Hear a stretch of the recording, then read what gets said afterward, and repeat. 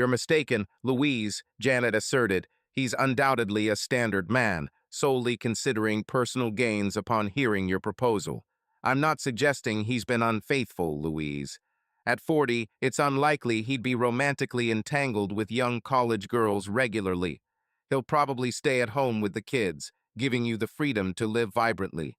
Do you truly believe this won't backfire on you?" Glancing around the table at everyone present, I said, "Annie claims James is eager to be with you, Louise. By initiating it, you can enjoy yourself without any guilt or feelings of infidelity," Annie continued.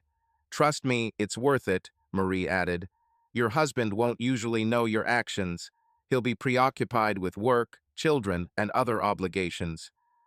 Periodically provide him with some amusement to maintain his contentment, and he will move through life undisturbed by thoughts."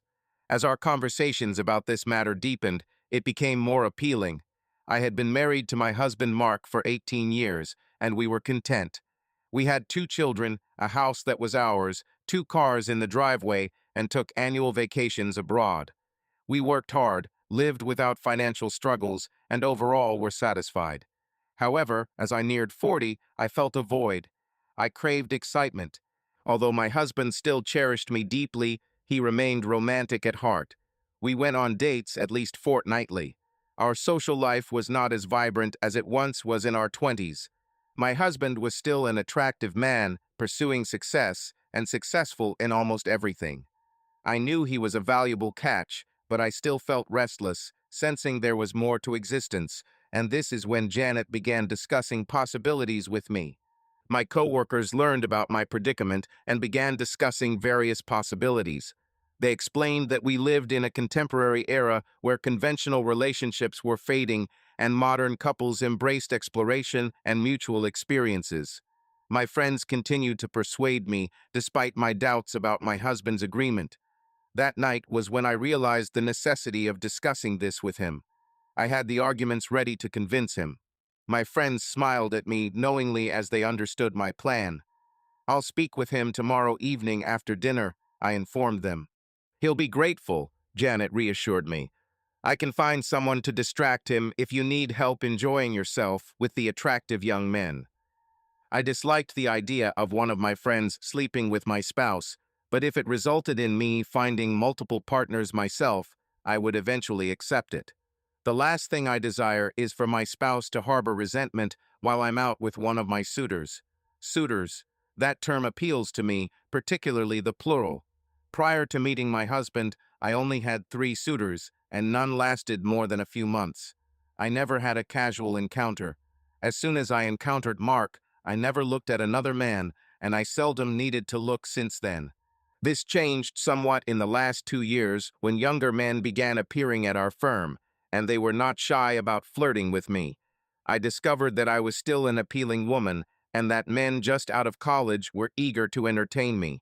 Recognizing that there is still much ahead for you boosts your self-confidence. Upon returning home later that night, my spouse would have no clue about the change.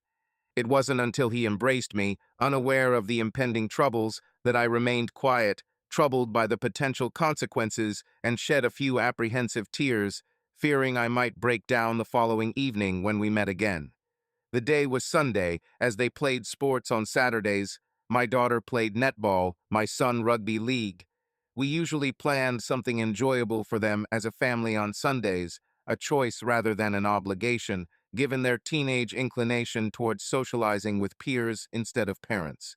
My husband exhibited more tolerance towards their yearning for independence, but I still cherished our familial moments. Eventually, we ventured out for dinner, yet the experience was underwhelming as they engaged more with their phones than with us. "Don't worry, dear. The only thing keeping me preoccupied is you," my husband commented.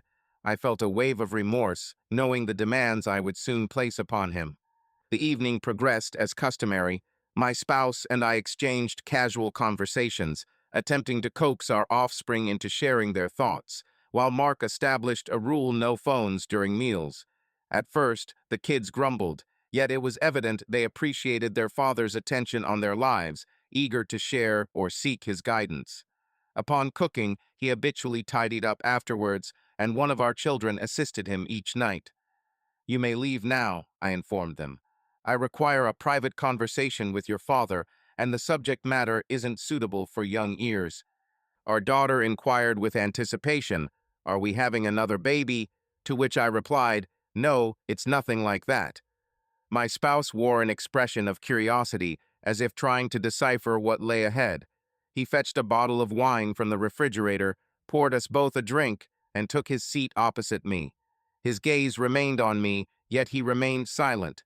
Although my spouse often radiated extroverted charm, the essence of his personality harbored a more reserved, introspective side.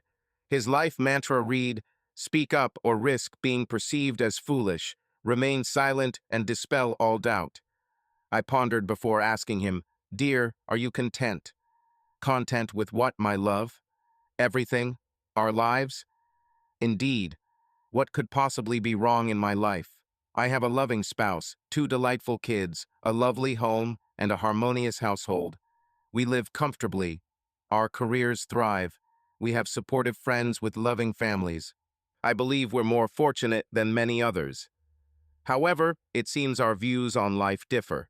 There's something lacking, and to put it plainly, I feel unstimulated. He fell into contemplation once more. "You seem restless," he remarked, to which he received a nod. "Our marriage, you question it?" he asked gently, but there was no mistaking the love in his voice. "I cherish you deeply, my dear. I hope you understand that fully, but I crave something more than what we possess currently. I yearn for excitement. Do I not measure up as your husband? After all, we are already married. It's not about what you do or don't do, Mark. It's about my desires and needs." Taking another sip from my wine glass, I felt a shudder run through me. "I've been discussing this with friends and researching," I admitted softly. "I'm not advocating for some modern-day nonsense your peers may be propagating, Louise. I don't want to be misled or belittled. Just state plainly what you desire from me." I knew he was aware of my desires. I drained the remaining wine from my glass. "I want an open marriage, Mark. I yearn for an open relationship," I said, for the first time in memory, meeting his gaze with a harshness I hadn't realized was there. In a swift moment, eyes that had radiated love since our first encounter turned somber. His grip on the wine glass tightened to the point of potential shattering. "Could you repeat that?" he murmured in a low voice. "Essentially, I was asking for your confirmation, Louise." He proposed broadening our marital boundaries, inviting us to date others. "Just ponder this idea, dearest. Instead of sharing intimacy with the woman you've been connected with for almost 2 decades, you could seek out younger companions or even multiple partners for amusement." There was an unsettled silence from him, yet his gaze betrayed a hint of apprehension. I rarely witnessed my husband in anger. When cornered, he showed a temper evident in heated phone conversations with colleagues. His past transgressions include disciplinary actions during his rugby league days. "Absolutely not," he eventually grumbled. "It's unclear what literature or discussions you've engaged in, though I can suspect the source of your new ideas. However, we're not expanding our marital bond. We made promises to one another, Louise, a commitment that I hold dear. Do you recall which pledge in particular?" After reviewing our vows, I identified the relevant one. "Renounce all others," I murmured. "You got it right. And I take that promise seriously. Ever since the day we stood united at the gala, surrounded by loved ones, and although I may have admired a striking woman from time to time, I never considered any actions beyond admiration. Now I find myself questioning your commitment to those same pledges. My companions had warned me about the potential disputes you might provoke."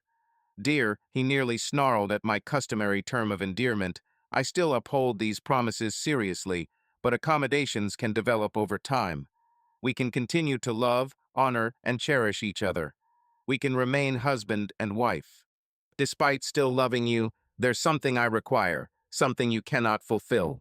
This realization pains me, but I expected your reaction. Men have egos, and hearing my wife admit that she isn't fully satisfied or happy with me hurts deeply. I could see the anger building in his eyes, yet he held it back. But I knew this would enrage him. He rose, turned away, and walked towards the back door. "Where are you going?" I asked. "I need to think," he responded. My wife just told me she's unsatisfied and seeks pleasure with others. At present, I don't wish to be in your company, and I have no desire to spend time near those who offer their bodies for hire. His voice cracked as he left, and it was painful to hear him refer to me so cruelly. The rest of the night passed without his presence, and as far as I knew, he didn't return to bed. Upon waking the next day, it was clear he hadn't slept on his side of the bed. Rising, I hastily showered in our shared bathroom before departing for work. Our kids were eating breakfast in the kitchen, but Mark was absent. "Where's your father?" I inquired. "He went to work early," our daughter explained. "Said he might return late," our son added. For the first time in our matrimony, he left without a kiss or farewell. The experience was unsettling. As soon as I arrived at work, I messaged him to express my love. I didn't bring up our previous conversation or his words from the night before. It was straightforward, and I always sent the same message when time allowed. I attempted to reach him during lunch, but the call went to voicemail. I left a tender message, assuring him of my enduring love and that it would never waver. He would forever be my husband, and we would grow old together, watching our children become parents themselves. I had hoped he would hear it and smile. At least, that was my wish. On reaching home, I found no trace of my spouse's vehicle. Typically, he'd arrive before me, yet often he'd show up after I did, cooking dinner. My heart eased when he finally stepped in, a bit late, but at least he was home. I had been anxious about receiving a call stating he was in some RSL club or nearby pub, drunk and ready for a confrontation upon returning home. There was no welcoming kiss, just a vague greeting, followed by his retreat to the backyard again. The children didn't seem to notice anything unusual, sending our son after him when dinner was served. He conversed with the kids as if nothing had transpired, but I noticed he barely spoke to me directly. Following dinner, he requested the children retire to their rooms for homework completion, mentioning he needed to speak with me. His earlier offer of wine was absent. Instead, he sat facing me, displaying no visible signs of anger or sorrow. I was convinced his thoughts about our previous discussion hadn't abated. After a brief pause, he said, "I understand you won't drop this topic, Louise." He continued, "I suspect some of your friends have been filling your mind with nonsense. Today, I researched open relationships, swinging, polygamy, all the modern trends women seem to be embracing fervently these days. It's no wonder the divorce rate is so high and why fewer men desire marriage these days. Yet, I know that if I refuse, you'll find ways to cheat on me, thus proving yourself a worthless whore. In any case, I'll end up at a disadvantage." He surrendered with raised hands. "All right, you have your way. We'll abide by your wishes, but first, some boundaries need to be established. Men won't reside in our home, that's unnecessary. Our matrimonial bed will remain untouched by others. It'd be wise for lovers to use protection until they're tested for sexually transmitted diseases. Avoiding dating or encountering lovers is feasible. No intimacy if you've recently been with a lover. That implies less pleasure for you temporarily. Frankly, I wasn't aware of the implications of your next statement. From now on, I won't be responsible for your romantic, emotional, and physical needs, my dear Louise. Have you grasped the concept? In all honesty, my thoughts were sidetracked by presumptions of future lovers, so I didn't fully comprehend at that moment. Nevertheless, he was still planning to marry me. He still cherished me. He was merely demonstrating his commitment as a future husband by making these stipulations. Moreover, I knew this phase wouldn't persist indefinitely. For a short while, I would engage in dating, enjoy the moments, and then we'd part ways. After finishing our conversation, there was disgust in his eyes, bordering on hatred. Yet, I recognized my husband. His pain was evident, and I knew it was due to me. However, my friend's advice echoed in my mind. It was time for me to prioritize myself. My husband may be hurt at the moment, but he would recover. Admittedly, I wasn't shocked when he didn't join me in bed that night. Instead, I considered going downstairs to tell him to mature up. Alone in the bedroom, though, I downloaded dating apps, chose recent photos, made a new profile, informed potential matches about my marital status, but openness to fun and awaited responses. Then I phoned Janet. How did things go? She wondered eagerly. He consented, Janet. But I don't believe he's content with it. His gaze towards me suggested his bruised pride grappling with your impending good times. Take my word, Louise, modern-day youth are remarkable, or perhaps I'm merely fortunate. Indeed, James at work seems keen on my company. I'll inform him of my availability tomorrow. Now it was time to be Louise once more, just Louise. For the remainder of the week, our home was chilly. I suspect the kids perceived that my husband barely spoke to me, but if they did, they stayed silent. I made every effort to preserve harmony. He resumed our shared bed, yet displayed no affection towards me. Polite enough to bid me good night, he neither embraced nor kissed. He most certainly didn't cuddle. Friday morning, I disclosed my plans to go out with the girls that evening. He hummed softly, though I knew he wouldn't object aloud. Instead, he offered a look I was growing accustomed to, retrieved his belongings, and exited the house without further words. I had prepared a bag in anticipation of a significant argument. I didn't inquire if our children had noticed their father's absence. I bid them farewell and told them I would return late, whether it was at night or in the morning. Upon arriving at work in the morning, my colleagues expressed delight, and when I showed them my spare clothes and planned attire, their enthusiasm multiplied significantly. I took a photograph and sent it to Janet, who alerted me of an impending event that evening. The afternoon was spent informing the three young men about my newfound freedom to socialize away from home. Upon informing James about our plans for drinks that night, he asked in disbelief, "Are you serious?" followed by, "Did your husband really approve of this?" To which I replied, "Forget him, handsome. The important thing is that when we finish for the day, I'll be changing, and my friends are heading to the nearest bar. If you happen to join us later, I might need company for the evening. If you play your moves shrewdly, he's attractive."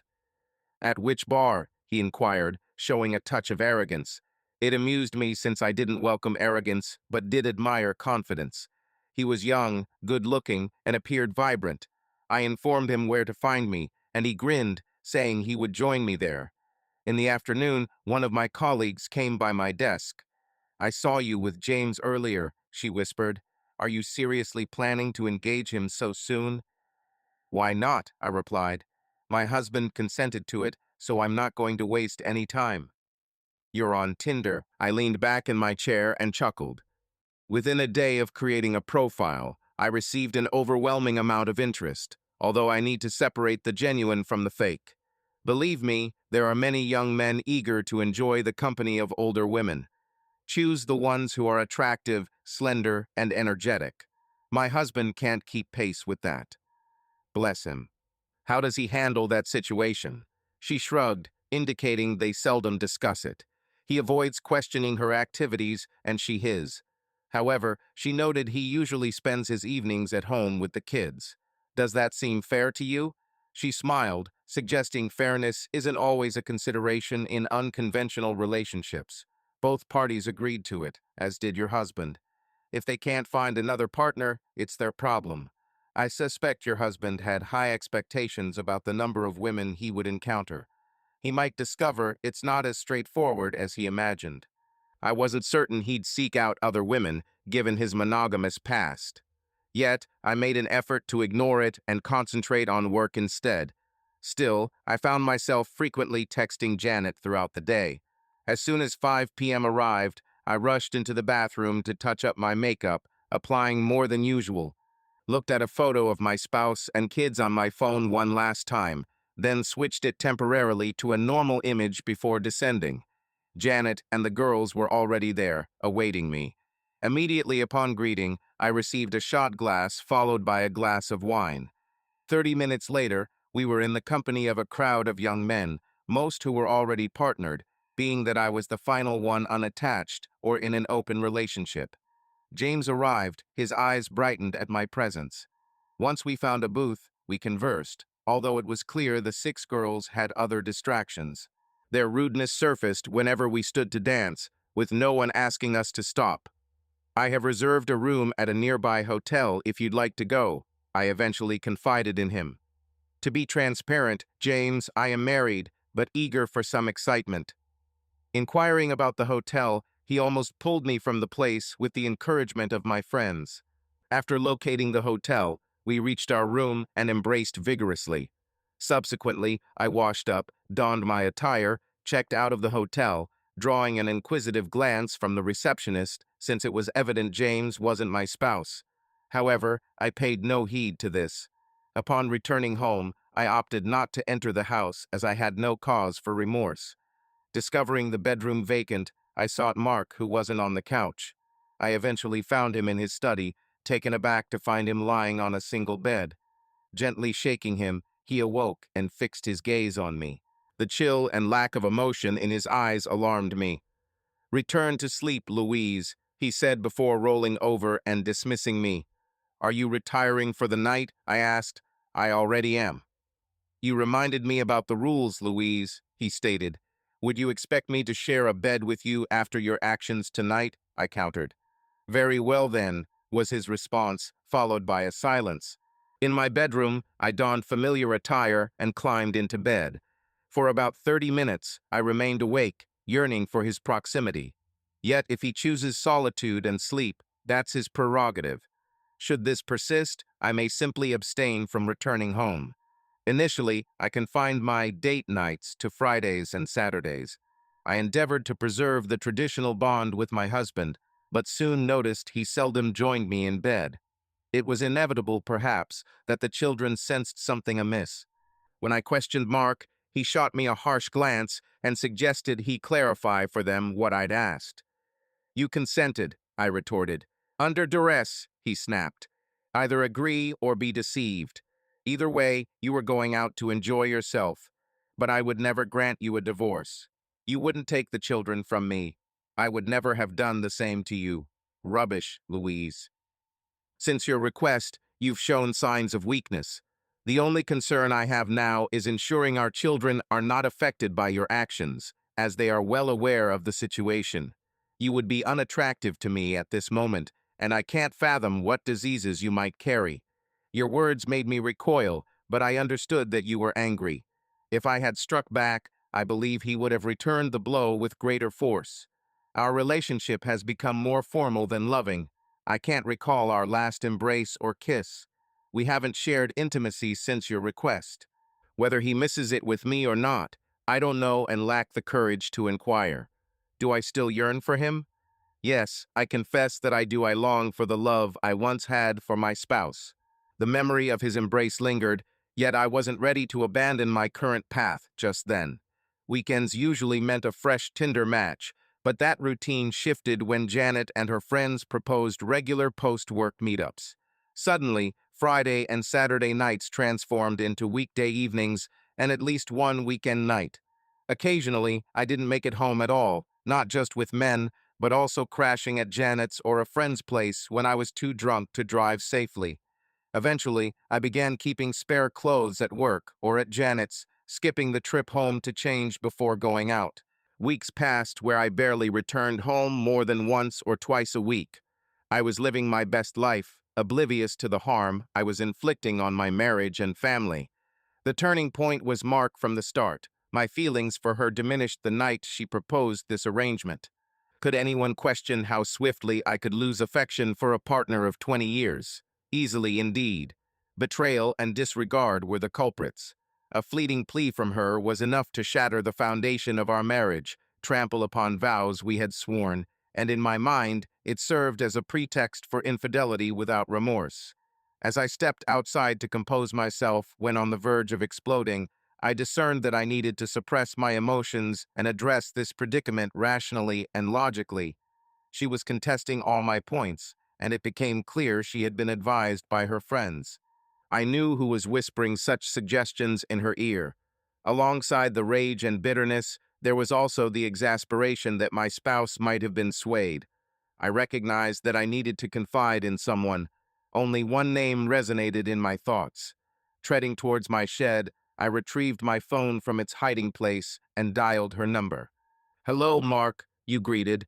A pause ensued for 5 seconds before Emily bluntly stated, "Mark, something's off." We've been friends for 3 decades, so don't try to deceive me." She was met with a torrent of emotions, but no tears yet.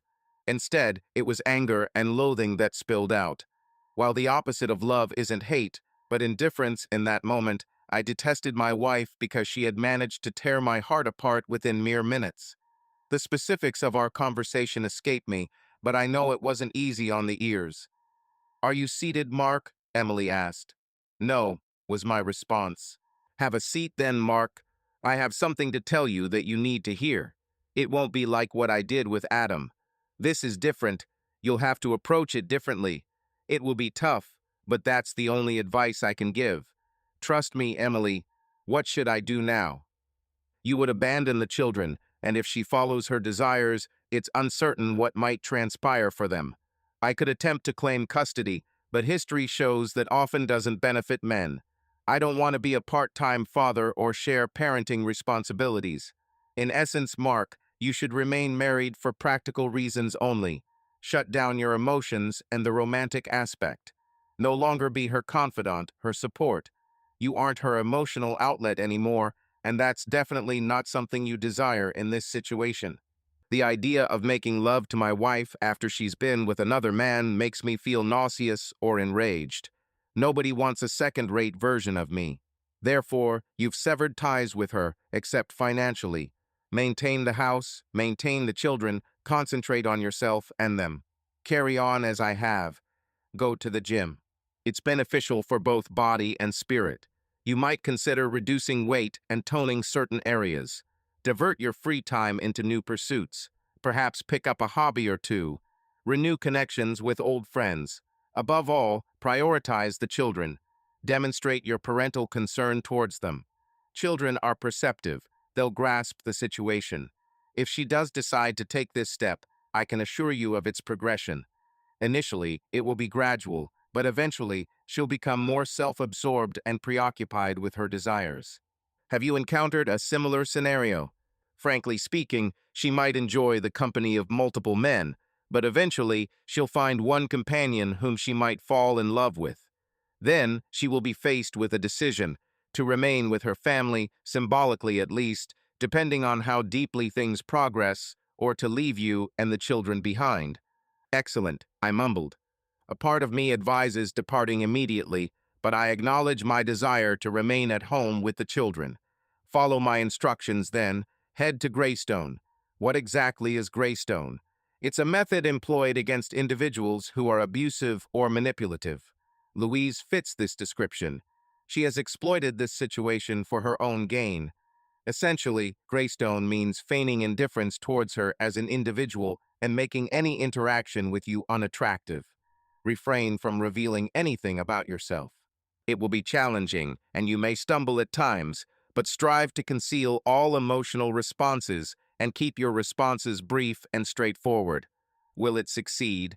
Probably so, as I suspect her demand is based on disregard for you and your family. At this moment, you have no compulsion to divulge anything if that's what you prefer. It would be advisable to limit discussions to your children's matters, as if transitioning into co-parenting after a breakup. "I understand," you replied softly, and she offered sympathetically. "I'm here for you, Mark. I've always been, and I always will be. Love you, Em. Love you too, buddy." This is tough, as it usually is when relationships end. I've witnessed other men dealing with the same. They are both divorced now. Focus on your kids and yourself. Time will sort things out. Will you find forgiveness for her? No, we will eventually divorce. I'll wait until our youngest turns 18 if required. We'll share the apartment, but we're simply neighbors now. That's a sensible perspective. Just avoid making rash decisions. I won't, but I'll take precautions to secure myself. It's okay to do so, Mark. Where will you rest tonight? Definitely not in the marital bed. I'll be visiting you soon, Mark. You're going to require friends for what lies ahead. Thanks, Em. Mark, one more point to consider. I understand it's tough, but you should make use of this fact. Women will find you attractive. You're prosperous, fit, and good-looking. You're an excellent father. Therefore, step out, meet lovely young women, go on dates. Ponder on it, Mark. You deserve happiness too. Running Greystone was challenging, and I've lashed out at Louise more than a few times. Each time I regretted it, but in the end, she got what she wanted. So why should she care? The first night she stayed over, clearly enjoying herself with someone else, nearly broke me. Then, she had the audacity to visit my office and propose sharing a bed. I barely contained myself from expressing all my feelings for her. When she left my office and returned to her room, I realized that any lingering affection I may have held for her faded away that night as she continued her affair. I will always hold some affection for her as the mother of our children. The ardor I previously felt towards her vanished completely. I fortified my emotions, bracing myself for the impending situation. In accordance with Emily's guidance, I concentrated on myself and our children. I resumed gym visits, scheduled lunch breaks, avoiding early mornings or late evenings, engaged a personal trainer initially to design a workout and diet regimen. As Louise began visiting home less frequently, I assumed cooking responsibilities for the kids and discovered my culinary skills weren't as dismal as I thought. This became an opportunity to connect with my daughter, who enjoyed helping me prepare evening meals. When Louise started vanishing during weekends, I understood that I couldn't be present in two places concurrently. Our children were engaged in sports around the same time. It was then that I sought assistance from my younger sister and recognized the need to clarify our circumstances. She chastised me severely for enduring the situation, but my explanation that it wasn't endurance, but rather for my children, fell on deaf ears. Her expression turned incredulous when I told her she should break off the relationship and leave with Emily. "What?" she said, looking at me like I was foolish. "You mean you should have married her instead?" Before I could respond, she held up a hand. Yes, yes, I've heard that before, about your friendship and not wanting to spoil it. I wonder where it's gotten you. The cheating wife. Do you even know where she is now? I mumbled in response, it's better not to know. She shrugged and shook her head at my suggestion to find a woman for a one-night stand, which Emily had proposed. My sister laughed again before mocking me with laughter. When asked if she knew someone suitable, she just laughed and laughed at me. Three of my friends still view my attractive older brother as a worthy admiration. She squeezed my hand. The gym workouts appear to be effective. Have you developed a six-pack yet? I feel more fit than I have in a while, and when I practice with the punching bag, I imagine her. Or numerous nameless boyfriends. Admission of this fact would make me seem reprehensible, wouldn't it? So long as you don't attempt to court her. When was your last conversation with her? It was during dinner last week when she visited. The only subject we discuss is the children. She seems oblivious to everything else that transpires. She spends most of her time engrossed in her phone. I peeked at her phone while she was showering. 3 dating apps were visible, and there must be messages from numerous men on there. I'm unaware of who or how many she's interacting with. I show no concern because she is now my wife only in name. My sister mumbled, an absolute shameless woman. I concurred, but saw no need to voice my agreement. Unnecessary energy expenditure. I have pressing matters currently. Apart from my sister Emily, she was the individual I depended on the most. The children already held a fond affection for Aunt Emily, yet as their mother became increasingly absent in their lives, they cherished her presence, particularly my daughter.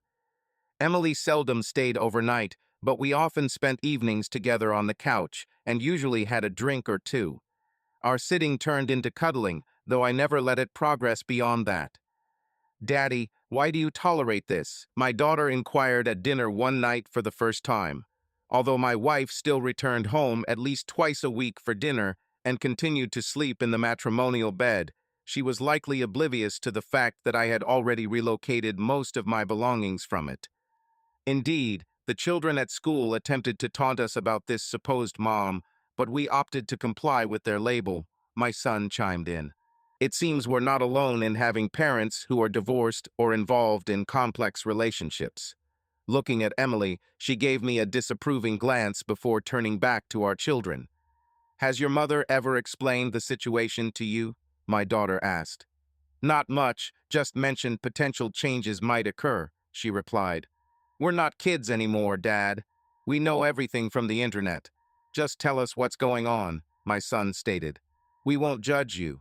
At least you're here. I can't recall when my mother last spoke to me. My daughter wiped her eyes, and I realized she lacked a positive female role model.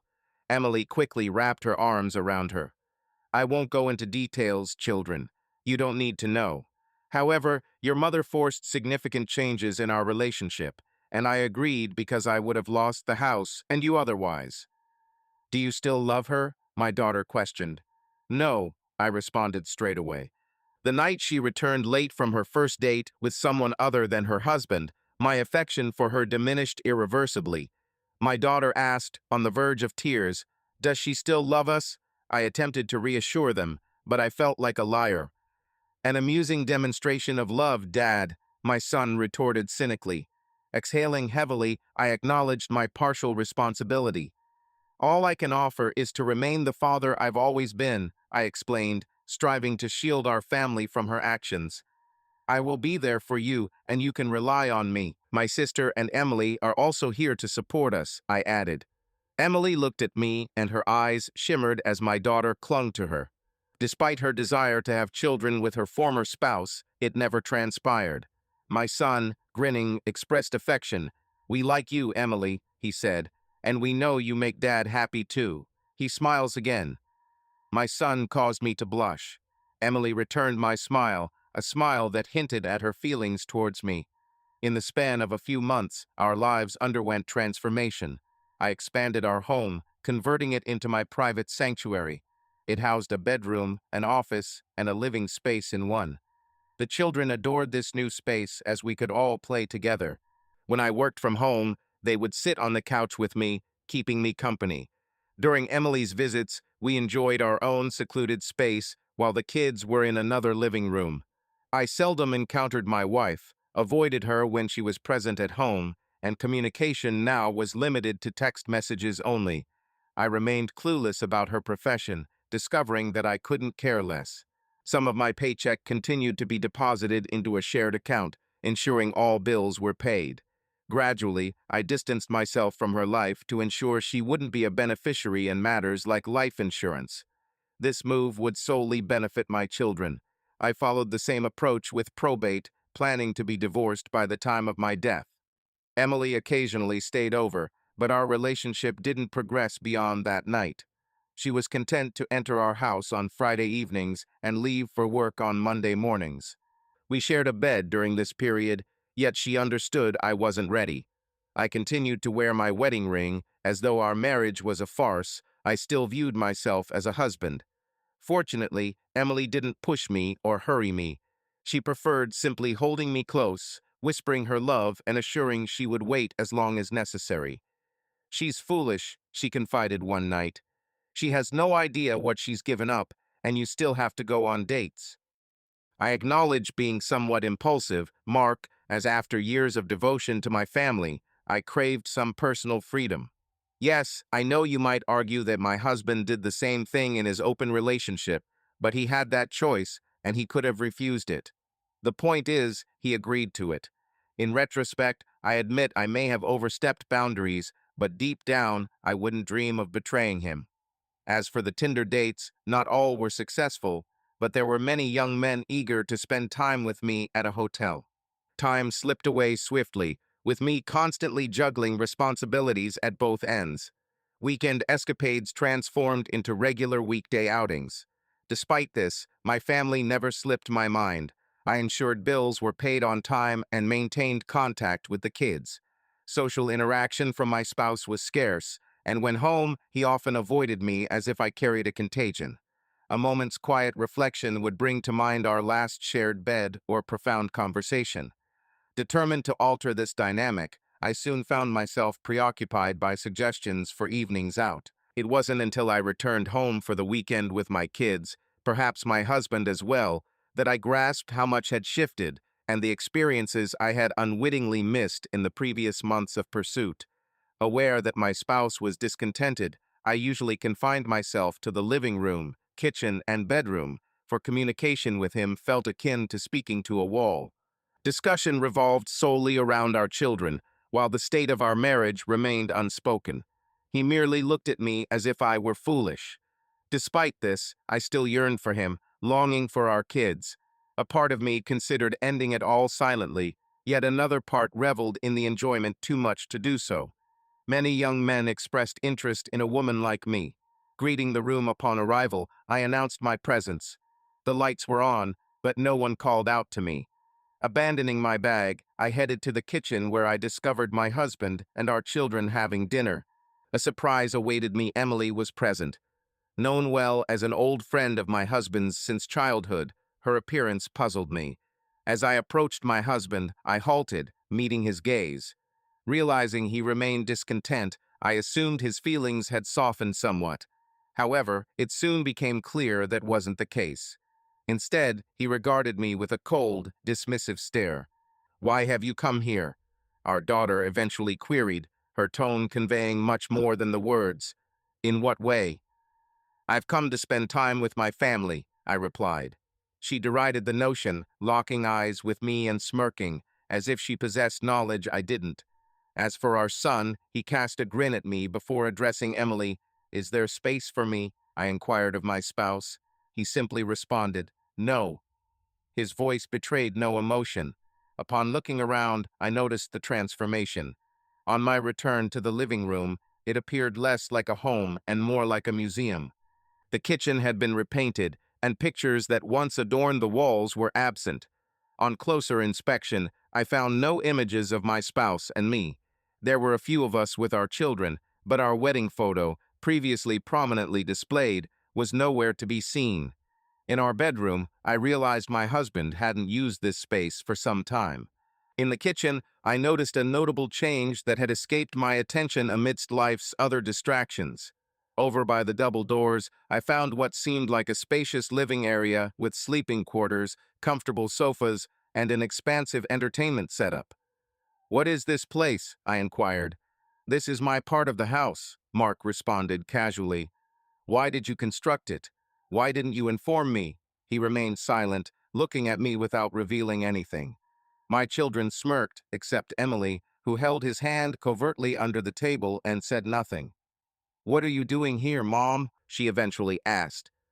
"Weren't you supposed to be out on a date with one of your partners?" I turned to my spouse, seeking answers about our hidden arrangement. "They've been questioning where you've been these past few months." To which I responded, "I won't deceive our children to shield you. It was your choice." Our son chimed in, "You haven't been home for a couple of months, so it's surprising to see you here." "Why are you here?" our daughter asked again. "We were enjoying a pleasant dinner until you arrived and made things uncomfortable." I glanced at my husband.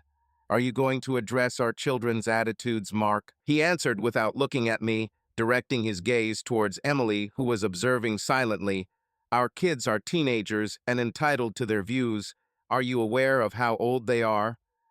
"You were absent for my birthday," our daughter stated, "and you missed my team playing and winning the grand final," our son added. They finished dinner, and without uttering a word, Emily motioned for them to leave so I could speak with my husband in private. It's likely that I stood there gaping at him as Mark retrieved a beer from the fridge and leaned against the counter to take a sip. For a couple of minutes, he savored his drink before asking, "What brings you here, Louise?"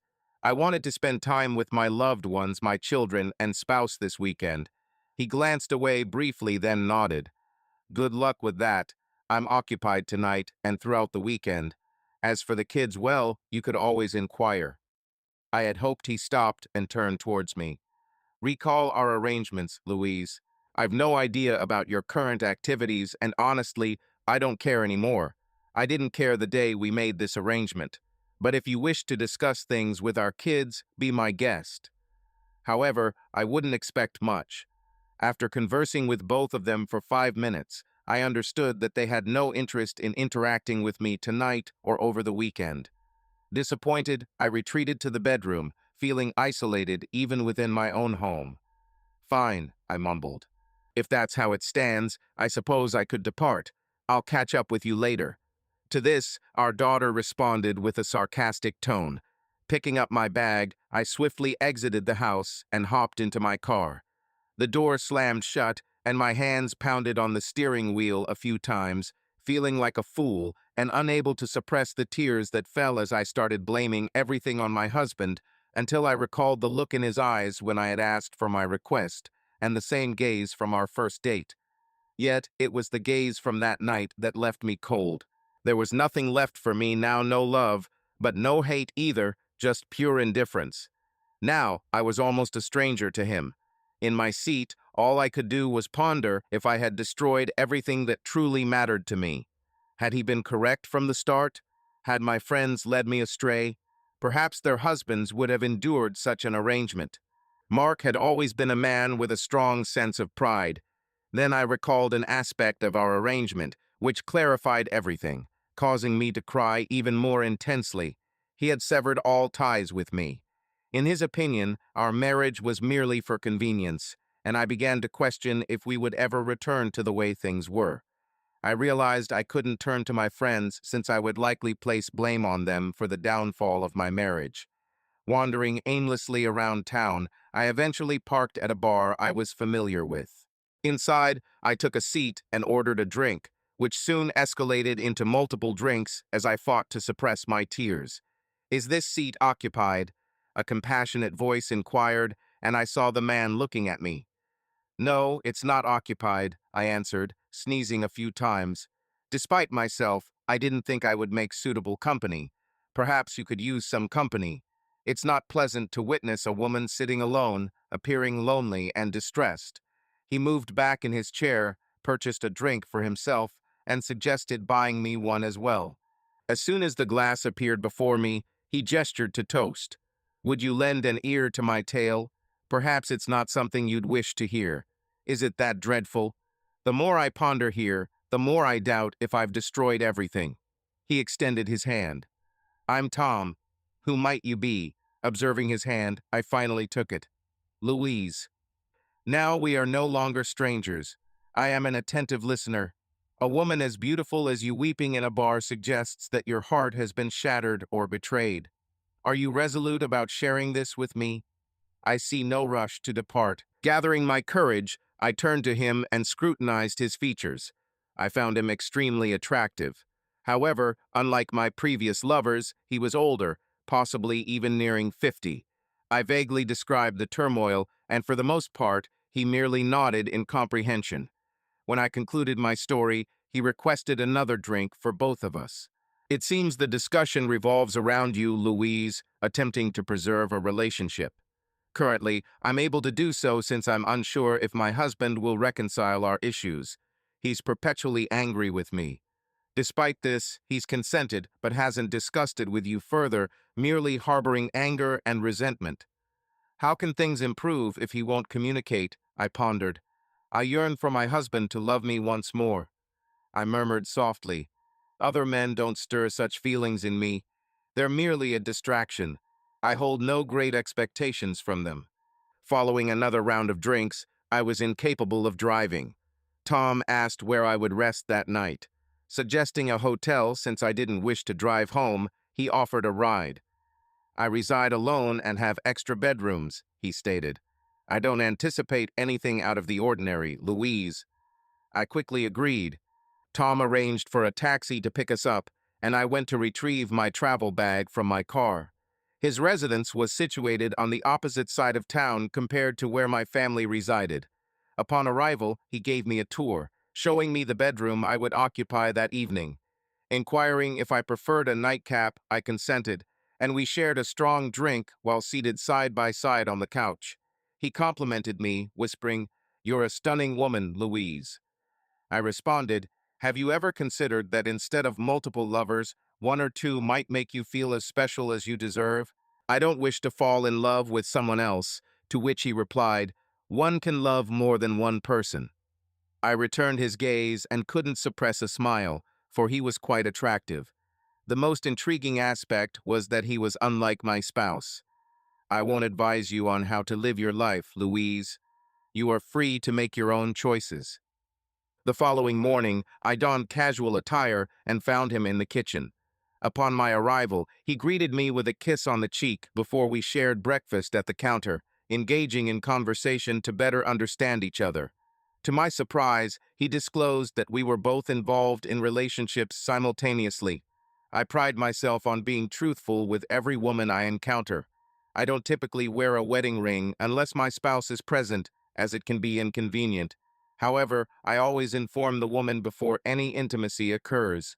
My wife resides elsewhere, and we meet once a month. Do you have offspring? They have moved out and attend school far from home. For most of their time, they live with my spouse.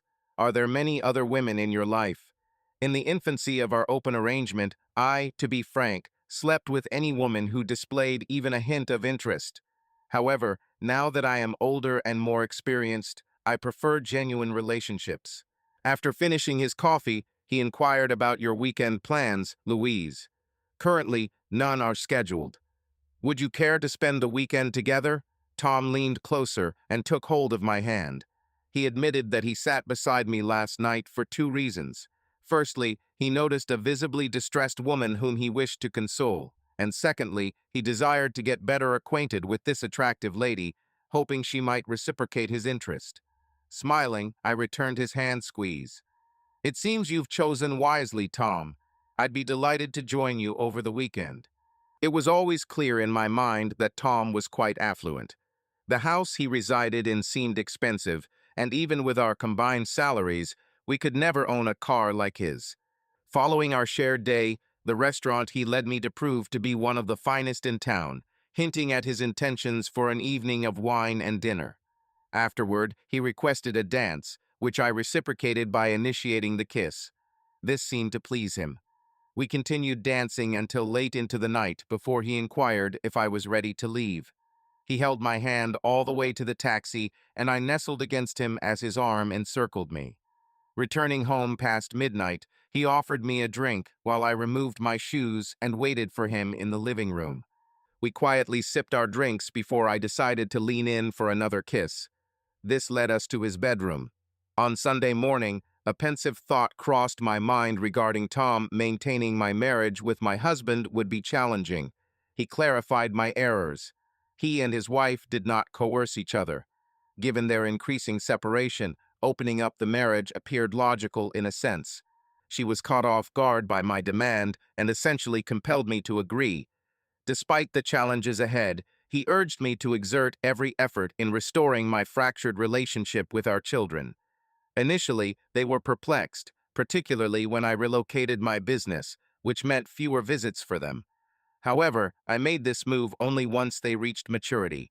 It seems your children are informed about the situation now, so it's on you to determine how to proceed. He took my hand and smiled. Strive to reconcile with Mark. He appears to be a good man. He's an exceptional man, almost as remarkable as your wife. I adore my wife and aspire to retire with her sooner rather than later. The day I return will mark the end of all this. What does she feel? She yearns for her husband, but I also suspect she maintains relationships with two other men when I'm away. When I'm present, however, her affections are solely directed towards me. Whenever she comes over, things appear to be going smoothly for both of you, not without issues, but ensuring there's no jealousy or bitterness is crucial. The afternoon was mostly spent with him before he returned me to the parking lot where my car was located. When he wrapped his arm around me, a sigh escaped. Perhaps I have been handling this incorrectly. A one-night stand can be enjoyable for a while, but it left an emotional void within me.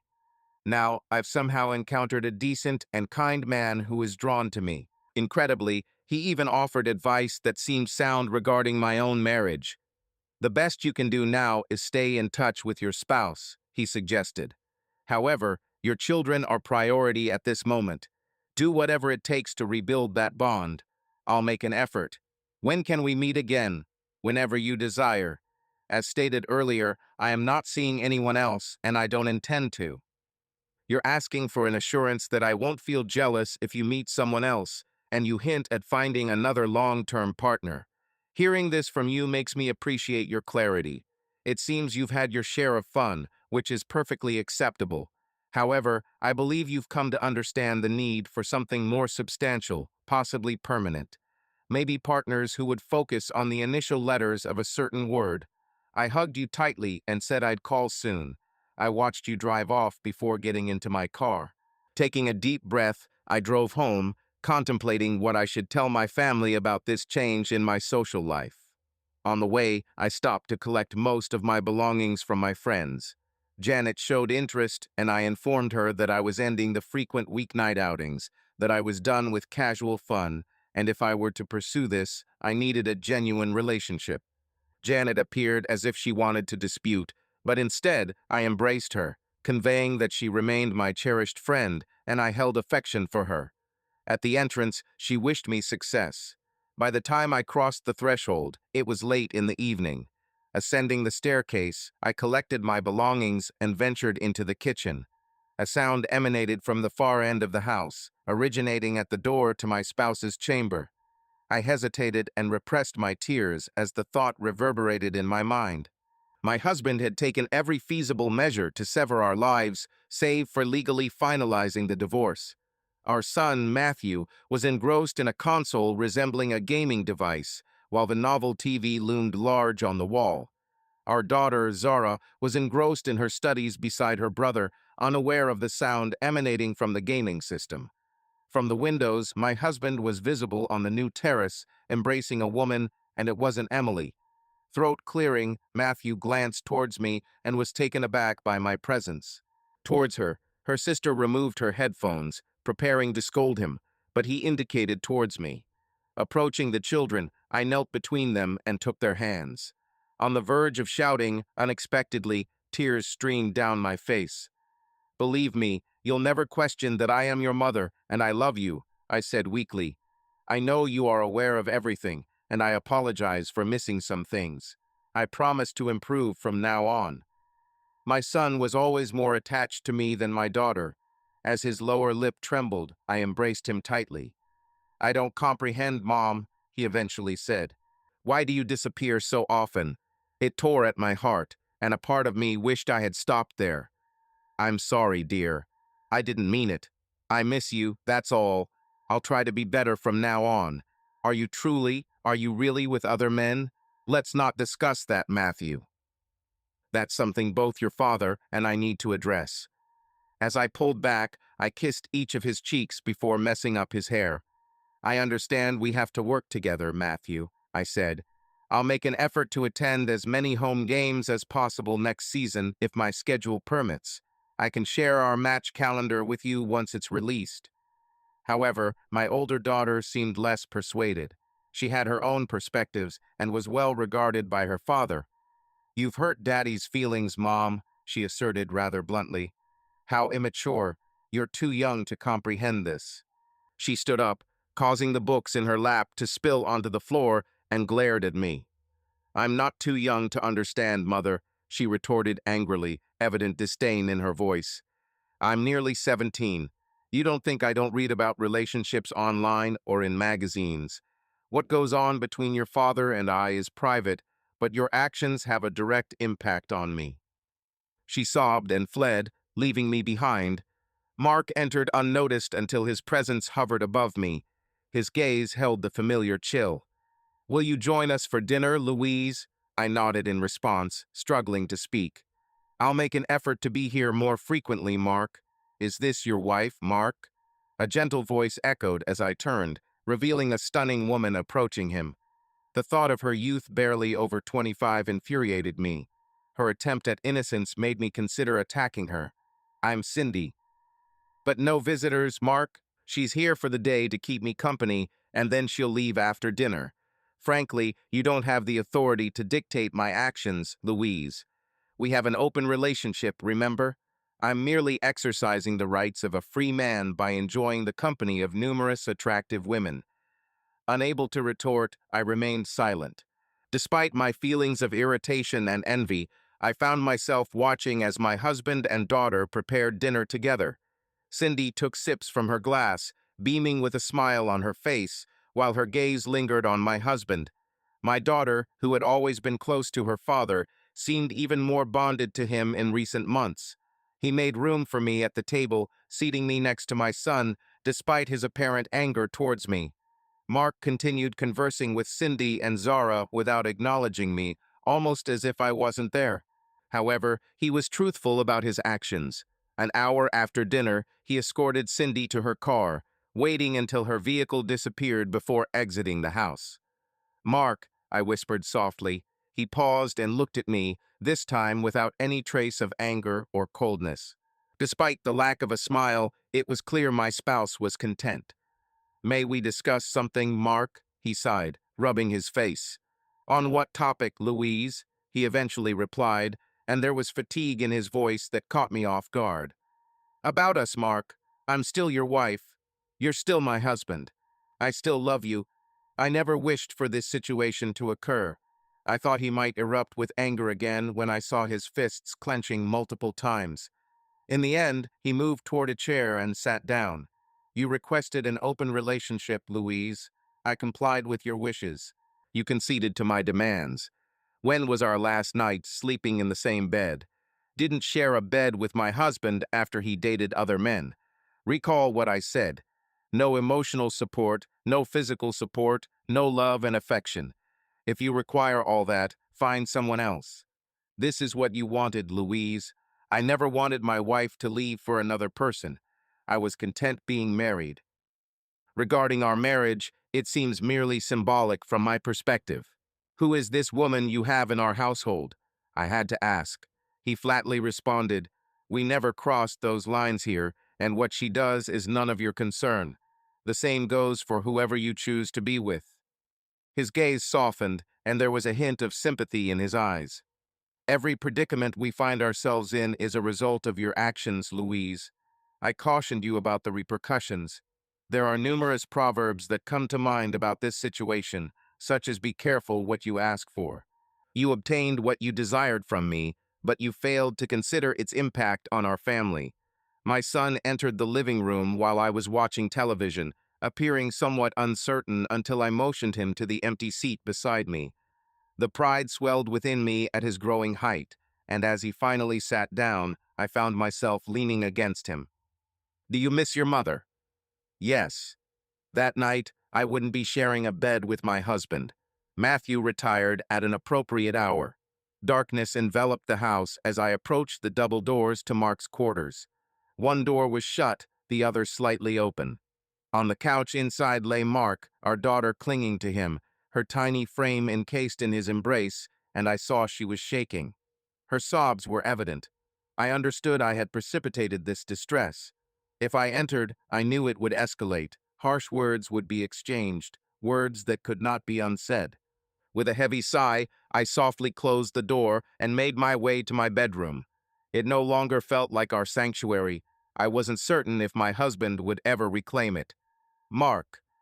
Following Emily's counsel, I decided that if my wife was allowed her nights of pleasure, then I had no reason to abstain too. Soon became apparent that many young women found an attractive prospect in a 40-year-old man who was prosperous in business, owned a house and car, had well-raised kids, and seemed appealing. Friends and colleagues introduced me to numerous girls and women swiftly. I aimed to avoid dating anyone excessively young. Cindy, 25, was so adorable that I found it hard to refuse her advances.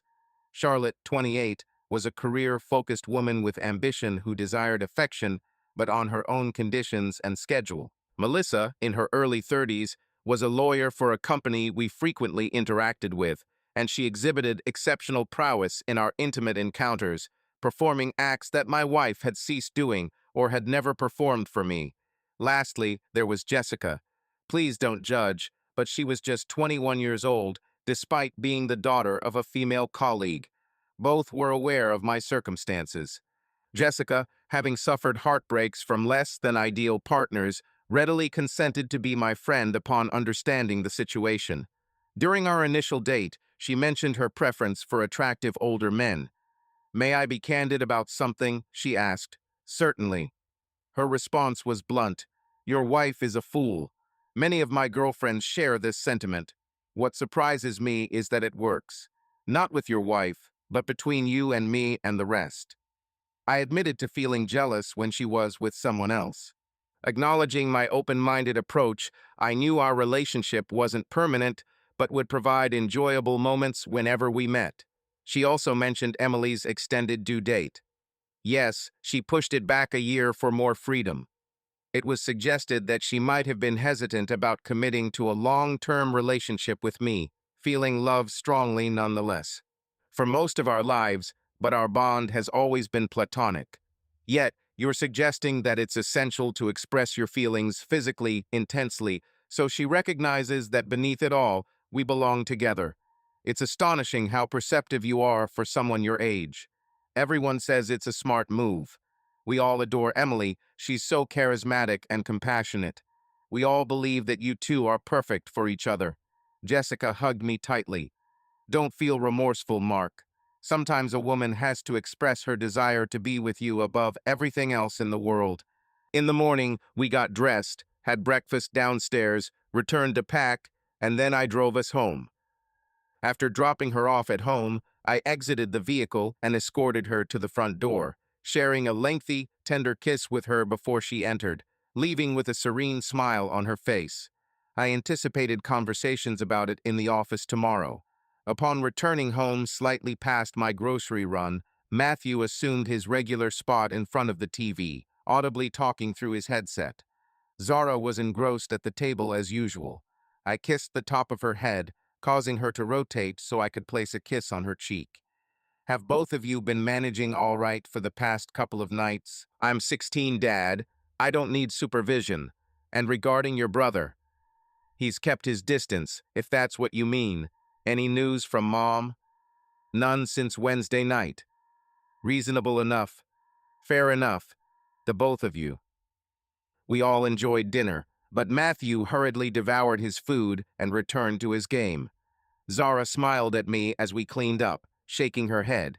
Grabbing a beer, I stepped onto the deck to catch the remaining sunlight. Zara followed suit and sat on my lap. Dad, are you content? I chuckled, asking if she knew what that meant. Yes, happy. I adore my kids and would do anything for them, right? But am I satisfied with my circumstances? Not really. It feels like I'm just keeping afloat. Am I content with my personal life beyond your mom? Yes, to some extent. At the moment, I'm quite at ease. It seems like Mom might be dating someone regularly now. Well, good for her. You genuinely don't seem invested, do you? Not at all, dear. We lead separate lives now, sharing only our children, some finances, this house, and a document that designates us as husband and wife. I let out a sigh, saying, it wasn't part of the plan for you to be entangled in this mess, but given your mother's frequent absences, I didn't want to cover her tracks. I made an effort not to repeat the same behavior, but it seemed like she was deliberately flaunting it, suggesting she could do as she pleased, while I couldn't. I believe you've encountered some attractive women, Dad. Indeed, I have 4 attractive companions. They all understand my marital status. It's transparent. They all know our arrangement is temporary.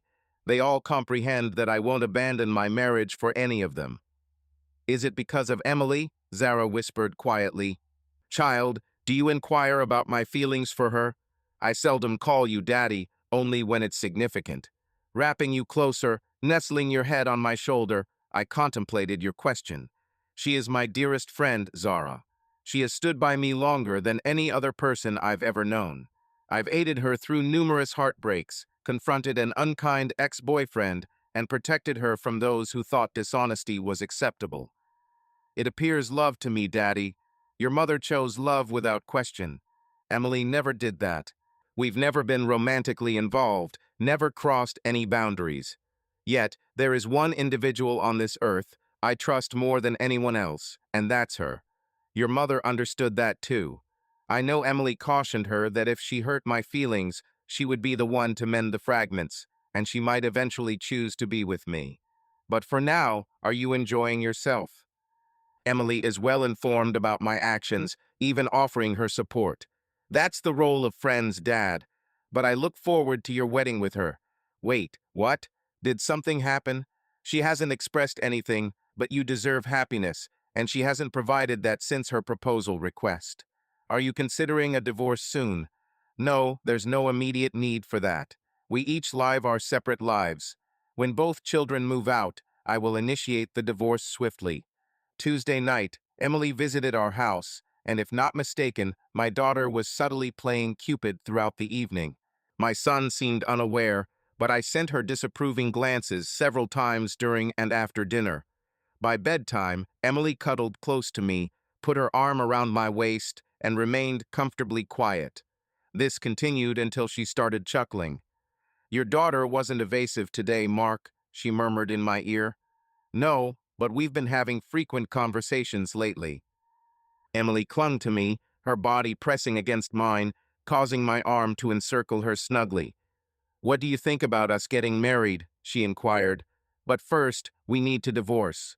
Do you love me, Mark? Apart from your children, no one else is dearer to me. And Louise? I don't hold affection for her anymore, Emily. So apart from your children, it's me you love the most." At one point, I loved Louise more. Of course, there was a time for that. We dated, we married, and you even ensured our wedding day was perfect. We had kids together, raised them, built a house, and now here we are. Have you ever pondered this question? She hesitated, but I knew what she was going to ask next. Not while I was married, no, because I didn't permit myself to. Moreover, you were my best friend, aside from my wife. I was a contentedly married man, and now I find myself contemplating it frequently. The only thing for which I can always be thankful towards Louise is that I am a father and have two wonderful children. That night, Emily chose to stay with me. No physical event transpired, as neither party seemed ready. My daughter was elated to have Emily present at breakfast the following day. My son appeared unfazed. Known for interacting more frequently with his mother, he shared details about an apology and promise his mother made a few months back. Since then, she had been visiting our home more regularly. Additionally, he revealed that his mother had extended a dinner invitation, a recurring offer to his sister that was never taken up. While seeing Emily off in the car later, she suggested staying overnight again, remarking that it was acceptable due to their non-sexual relationship. "Yes," I affirmed, "and I intend to maintain that rule as well." Louise returned on Wednesday. She seemed enthusiastic about the prospect of us having a family dinner for the first time in months. Unfortunately for her, I had previously arranged a date with Cindy. Astounded, she rose and implored me to linger as I headed for the front door. I paused and gave her an indifferent gaze. "Remain here, Mark. We didn't finish. It's not my fault, Louise, but we can. I have commitments tonight." Our kids were aware of this. They didn't anticipate me joining them for dinner tonight. They also understood that I might not be back and would see them tomorrow after school. "Couldn't you stay, please, for me?" I scowled at her before exiting the house. I knew Cindy was awaiting me at the local pub. Naturally, I had no intention of informing my wife about it. It wasn't relevant to her, and she didn't need to know. "Louise, I despise her," I murmured, seeking comfort from Tom. Now, when I was home, I slept alone. These times with Tom, often thrice weekly, brought me solace. I hadn't found a regular companion yet, but I wasn't sleeping as frequently anymore. "It seems our relationship has ended, Tom. Are you wondering what he's up to?" A chuckle slipped out as I shared with you that my daughter delights in informing me about the various women he seemingly dates. She even expressed hope that he divorces me and marries Emily, his best friend. Shockingly, these other women have been visiting our house because Mark enjoys cooking them dinner. It seems he's quite skilled in the kitchen now. Initially, I cooked for him, but it appears our daughter isn't pleased with our marriage situation. It seems she finds joy in its disintegration and blames me for everything. After a brief pause to collect myself, I admitted that I had broken Tom's heart. He shut me out completely, yet my daughter seems to understand his thoughts and feelings. "So, what are you suggesting I do?" With honesty, I confessed that I agree with my daughter. I don't see a way to save our marriage because Mark refuses to discuss things with me. Our conversations mainly revolve around the kids or finances. I frequently text him expressions of my missed affection and love, yet receive no response. I avoid calling him because I anticipate he won't answer. Tom provided comfort by being intimate with me. If regaining my husband proved impossible, Tom was someone I enjoyed spending time with. There was another man, Daniel, who showed interest in me. He was approximately the same age as my husband, single and hesitant about pursuing a relationship with a married woman. Despite my assurances that my marriage might be over, Daniel remained uncertain. Spending time with Tom always made me feel valued. He took me on dates, we spent entire weekends together, and could engage in hours-long discussions about any topic. Although we tried to steer clear of discussing our other partners, they occasionally surfaced in our conversations since they were significant parts of our lives. A few months later, we found ourselves in bed.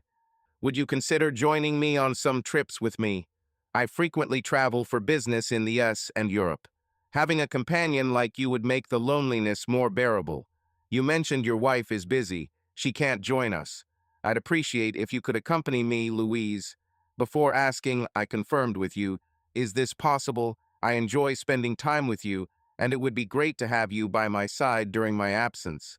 My trips might last anywhere from a couple of weeks to a month, depending on business matters. I'll definitely need to inform the kids about my travel plans. I understand that my request may impact your time with them, but your daughter is 17 now and your son is 15. How was her birthday? It was quite awkward. Both families are aware of it already. Initially, I thought she didn't want me there, but it seems Mark insisted on my presence. Perhaps that small gesture indicates some lingering affection. Despite our strained relationship with my daughter, he understands that our son still holds affection for me. Nearly every day, I implore him to return home, and I attempt to contact him each evening if I'm absent. When do you require an answer? As soon as possible. I depart for the United States on Thursday. Upon our arrival home on Monday, there were no signs of other visitors. Mark was cooking dinner with Sora, and they both glanced at me when I entered the room. Are you here for dinner? Mark inquired. Yes, and may I? I responded. Certainly. He replied. It's still your house, Louise. This was one of the kindest things he'd said to me since I first made this request. Matthew noticed me from his position on the couch in my father's room, emerged, and embraced me. I was taken aback as he had grown taller. Soon, he would match his father's height, though not yet his width. For the very first time, the four of us shared a meal together. We spoke little, but I couldn't suppress my smile as I gazed at my husband. Until our divorce, I referred to him as such, secretly holding on to hope that we could salvage our marriage. During dinner, Mark presented dessert merely ice cream with chocolate sauce, yet it seemed to relax everyone present. I knew my words would dampen the atmosphere. Mark, I began hesitantly, I understand if you don't want to hear about my work matters, but Tom has made a demand of me. I won't be available for a few weeks to a month. If it affects our children, I'll consult Louise. He is a businessman, and he wants me to join him on future trips. His wife resides elsewhere and prefers not to travel, so he asked if I would accompany him. He admitted that he wouldn't be around as frequently as he'd like, but it's all right, Mom, Matthew reassured. Where will you go? He mentioned possible destinations in the United States and Europe. Zara remained silent, her face devoid of emotion. I assumed she didn't care either way. Then my gaze fell upon Mark. Looking at me, he seemed inscrutable until he posed an unexpected question. Do you love him? Responding softly, I said, I love you, Mark. Emphasizing our unwavering marital bond, I added, I'm still your wife and you're still my husband. Taken aback, he didn't ask that. Instead, he queried about another man. Caught off guard, I confessed, I don't know. I enjoy his company. Momentarily averted my gaze, then looked back at him. Do you love everyone you're with? He seemed to ponder this before giving me a smirk and leaving to clear the dishes. Zara assisted her father in cleaning up, sensing no response from him and that our talk was finished. Retreating to the living room, I felt somewhat relieved by Matthew's presence. As the evening progressed, I found myself in bed when the bedroom door opened. A warm embrace followed, but it wasn't Mark. I'm sorry, Mom, he murmured. Turning my back, I embraced him firmly and began to cry. Despite his discomfort, he patted my back and whispered that I was his mother and that my love for him was unconditional. This eased my distress, and I nestled closer to him. Thank you, dear, I murmured. The following 2 nights were spent at home before embarking on a journey with Tom. Mark and Zara behaved politely, but otherwise avoided me unless in the same space.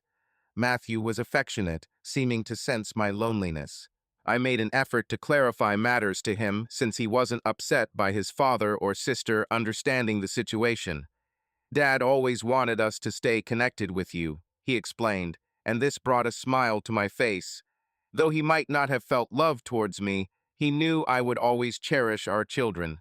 Thursday morning, I had prepared for work remote attendance during my absence, so I gathered my belongings for Tom's pickup at home. As I descended, Mark had departed for work, leaving only the children eating breakfast and preparing for university and school. Zara barely spoke to me, as anticipated, trying to disregard it. However, upon her departure, I inquired about a hug for my daughter. Some emotion seemed to resonate in my voice, causing her to soften slightly before returning the embrace. I truly adore you, Zara, I whispered. You are my firstborn. She pulled away without looking at me and murmured something about hoping I'd enjoy myself before leaving. Matthew hugged me, advised me to capture many photos if sightseeing, then exited. A short while later, Tom arrived to collect me.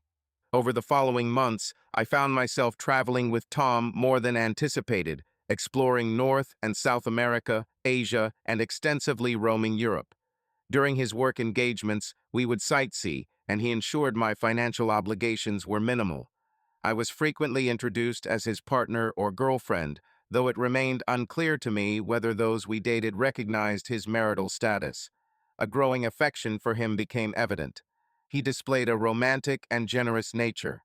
On one occasion, while away, I stumbled upon social media posts that made me realize what I had been oblivious to.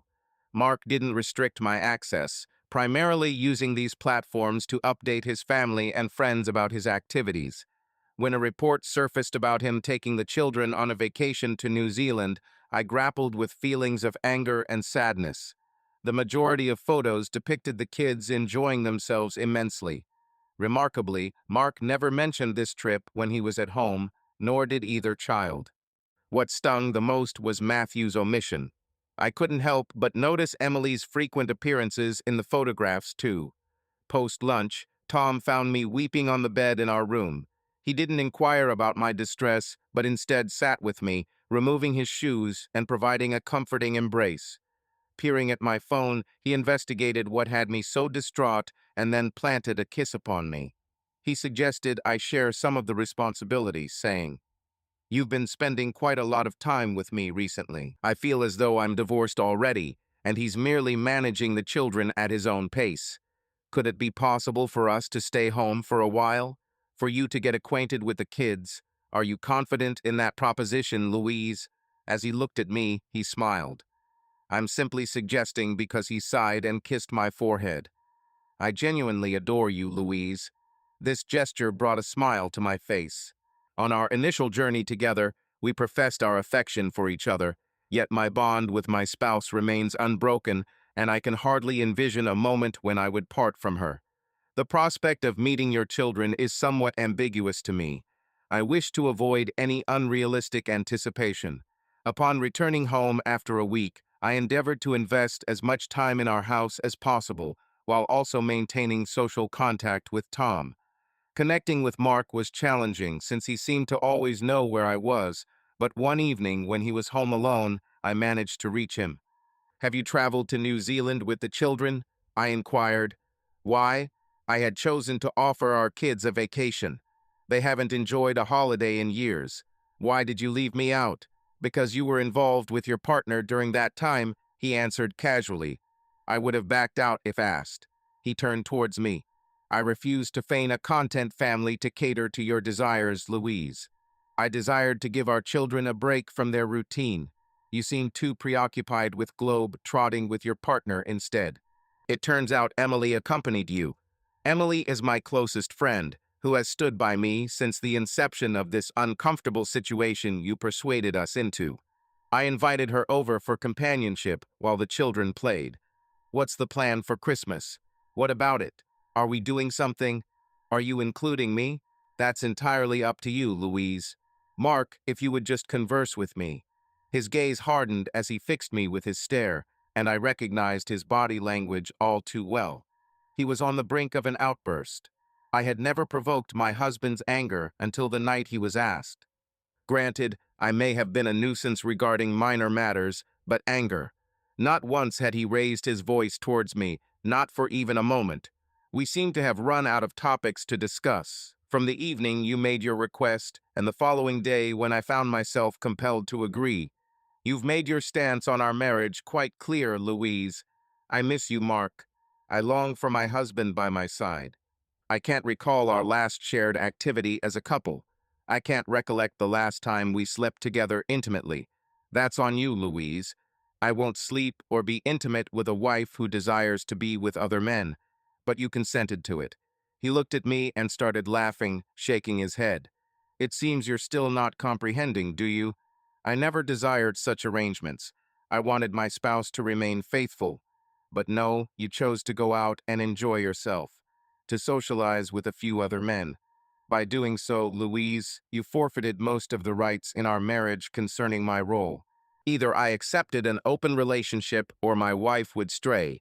In either case, I would lose. I would never be unfaithful to you, Mark. No, it's you who would. You were so eager for fun with other men that I know you had at least one in mind when you made your proposal. Don't underestimate me, Louise. You're sleeping with another woman too, Mark. Don't make this all about you. What's fair for one applies to the other. I wouldn't sit idly at home while you enjoyed yourself with others. He approached me, and his anger subsided. It was your girlfriend Janet who planted those ideas in your mind, wasn't it? Aren't you aware of what she's been up to lately? Her husband has finally kicked her out due to her unfaithfulness. I learned a few things from him. He's been partying excessively, while he should be taking care of the kids and effectively being cheated on. It turns out she was bringing men home and having affairs with them, all while he was in the house. I was taken aback by this revelation. I hadn't interacted with Janet for months, but I never thought she would be so disloyal to her husband. I haven't heard from any of my other acquaintances since then, but I also remember what I was told earlier, that they go out and have a good time, while their husbands are left behind. My head sagged, understanding that Mark had likely known everything since the beginning. I can't predict exactly what they would say, Louise, he stated, his anger absent now, replaced by a lack of emotion. However, I could venture some guesses, and I'm usually accurate. You believed the words of some prostitutes, and with your actions, you ruined our marriage, our home, and everything that made our relationship unique, and there's no way to revert to what it once was. He moved closer again. Why is that, Louise? You never offered a reason. Was I a poor husband? Was I an unsatisfactory lover? Did I cause your unhappiness? If you wanted a divorce, I felt weary. It's not about inadequacy, Louise. Boredom isn't a valid reason to tell your spouse you wish to be intimate with other people. Try again. I looked into his eyes, his figure slightly hazy as tears filled mine. The issue was that I still couldn't explain it, at least not without further damaging our remaining marriage.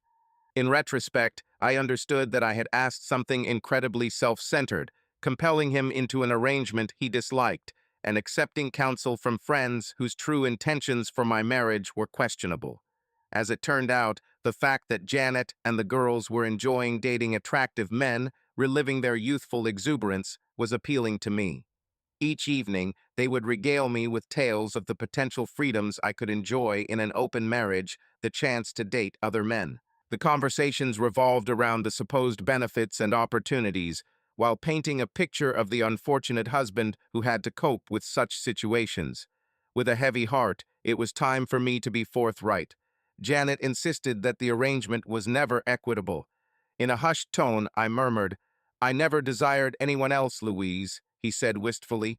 "Prior to that night, I was a contented husband, filled with love and devotion towards my wife, and would have done nearly anything to bring her joy. Your behavior demonstrated a flagrant disregard for me as your spouse and revealed your actual sentiments towards our marriage." I let out a sigh within myself. It had been an extended period since we last communicated, ever since you consented to this arrangement, but the notion that it was the end of our marriage persistently lingered. I acknowledged that there was no turning back. In my eyes, your affection for me has waned. Mark, what should we do? Should we maintain this arrangement until our children turn 18, then decide on our next steps? I understood your intentions and was overwhelmed with tears. What I didn't foresee was you wrapping your arms around me, which shattered me completely. I crumbled onto you, my limbs almost giving way as I clung to you desperately. I knew you no longer loved me, but deep down, perhaps you still didn't want to see your wife in pain. The love might be extinct, but perhaps the animosity has dissipated too. We will celebrate Christmas together, Louise, you finally conceded. But I am living my own life now. Our relationship is effectively ended. You ought to recognize this by now. You're clinging to something that has decayed and ceased to exist over the past year or so. Even if I cease all actions, you are no longer the woman I wed, and I'm certainly not the man you initially married or the one you asked for. I don't want to lose you, Mark. You're my husband, and despite what you believe, I still love you. I could hear a sigh escape him, but to my delight, he didn't release me. Instead, his hands continued to softly caress my back, yet he remained quiet. It seemed for the first time that he wanted to avoid saying anything that would cause pain. I was already aware of the truth. He didn't need to say anything more. I knew what was on his mind, what he was planning to do eventually, and I knew there was little I could do to prevent it, and I couldn't blame him for that. Eventually, he released me and stepped away, giving me an opportunity to wipe my eyes. His gaze met mine, warmth was lacking, yet comprehension of my feelings seemed evident. "Would you care for dinner?" he inquired, nearly prompting tears to surface. It had been a prolonged period since our last shared meal. Smiling, we prepared a straightforward yet satisfying dish together, marveling at his improved culinary skills. The dialogue during the meal felt strained, and certain subjects were clearly taboo. However, after a few beers, we drifted back to reminiscing about past times. Incidentally, I inquired about the children's whereabouts. "Zara is out with friends, Matthew is attending a sleepover," he responded. I was merely enjoying some solitude.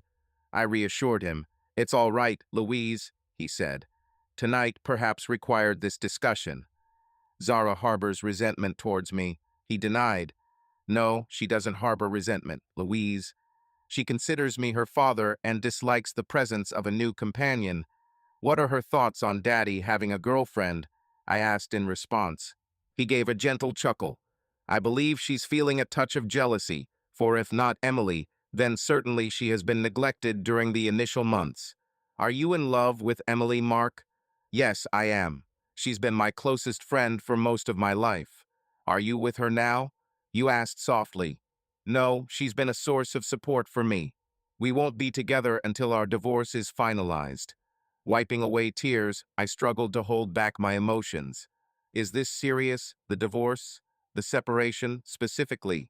Are you truly content in our marriage, Louise? This has been our longest conversation in a year, and our most extended time spent together in months. I would give anything to return things to how they were. But one cannot rewind time, Louise. The past is the past.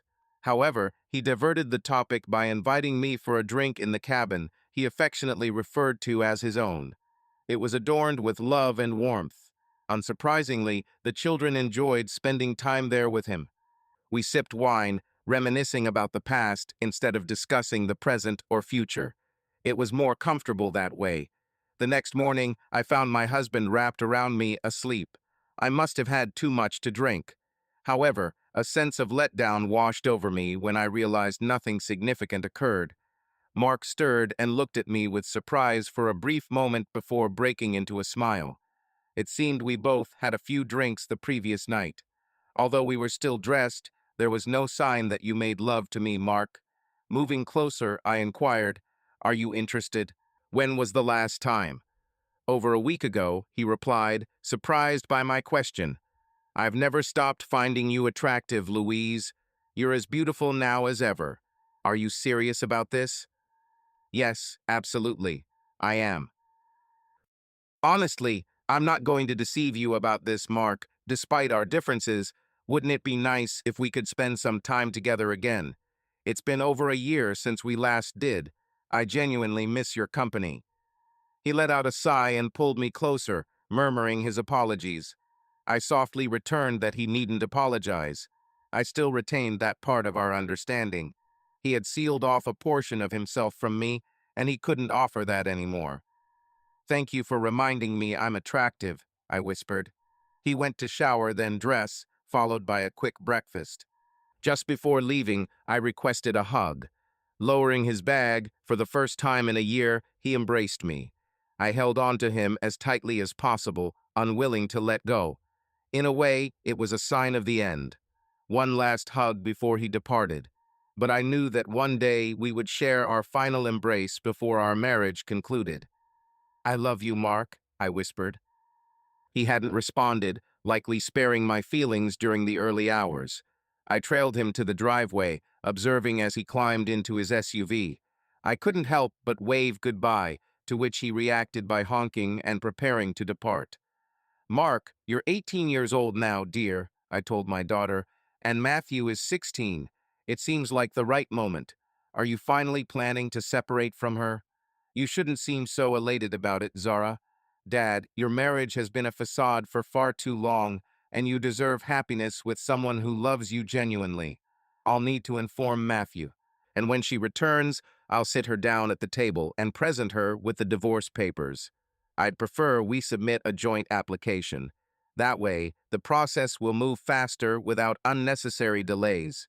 Your mother is aware of my intentions for a divorce, so hopefully it won't catch her off guard too much."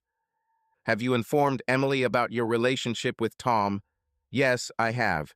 Initially, she wanted to postpone it until our divorce, but we've both been patient long enough. We'll discuss living arrangements and other matters with your mother.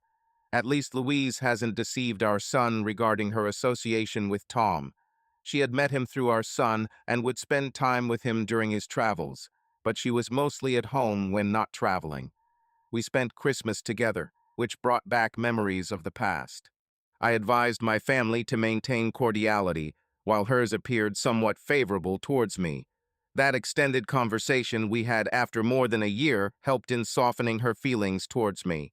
To some extent, we resumed our friendship, although the passion and affection were absent.